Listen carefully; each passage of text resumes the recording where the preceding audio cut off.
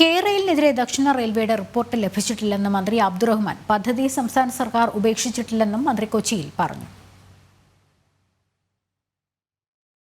വിവരങ്ങളുമായി ജിജീഷ് കരുണാകരൻ ചേരുന്നുണ്ട്. ജിജീഷ്, ഈ ദക്ഷിണ റെയിൽവേയുടെ റിപ്പോർട്ട് വന്നു എന്നുള്ളൊരു വാർത്ത, അതിനെ പ്രതിരോധിച്ചുകൊണ്ട് മന്ത്രി അബ്ദുറഹ്മാൻ എന്തൊക്കെ കാര്യങ്ങളാണ് പറഞ്ഞത്?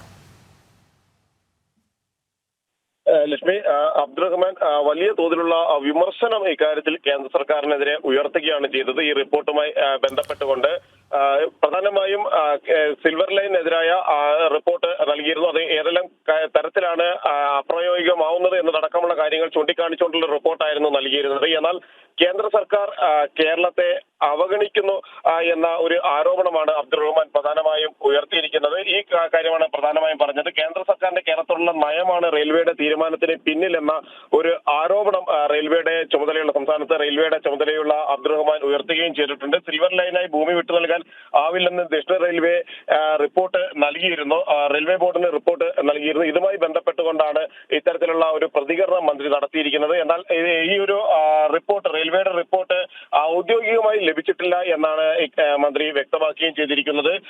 ഔദ്യോഗികമായി ലഭിച്ച ശേഷമായിരിക്കും അക്കാര്യത്തിൽ കൂടുതൽ കാര്യങ്ങൾ വ്യക്തമായി തന്നെ പറയാൻ നൽകുക. എന്നാൽ പദ്ധതി സർക്കാർ ഉപേക്ഷിച്ചിട്ടില്ല എന്നുകൂടി വ്യക്തമാക്കുകയാണ് അബ്ദുറഹ്മാൻ ചെയ്യുന്നത്. ഈ പദ്ധതിയുമായി തന്നെ, സിൽവർ ലൈൻ പദ്ധതിയുമായി തന്നെ മുന്നോട്ട് പോകും. അതിനുള്ള എല്ലാ നടപടികളും പൂർത്തിയാക്കിയതായിട്ട് തന്നെയാണ് പറയുന്നത്. കേന്ദ്ര സർക്കാരിന്റെ അവഗണന എന്ന വാദം ഉയർത്തിക്കൊണ്ട് തുടർച്ചയായി തന്നെ ഇതുമായി ബന്ധപ്പെട്ട് നേരത്തെ വിവിധ ഘട്ടങ്ങളിൽ മുഖ്യമന്ത്രിയും ഒപ്പം തന്നെ മന്ത്രിമാരും എല്ലാം ഉയർത്തിയ അതേ ആരോപണങ്ങളിൽ തന്നെ ഉറച്ചു നിന്നുകൊണ്ട് ഇക്കാര്യത്തിൽ പ്രതിരോധം തീർക്കുക കൂടിയാണ് മന്ത്രി ചെയ്യുകയും ചെയ്തിരിക്കുന്നത്.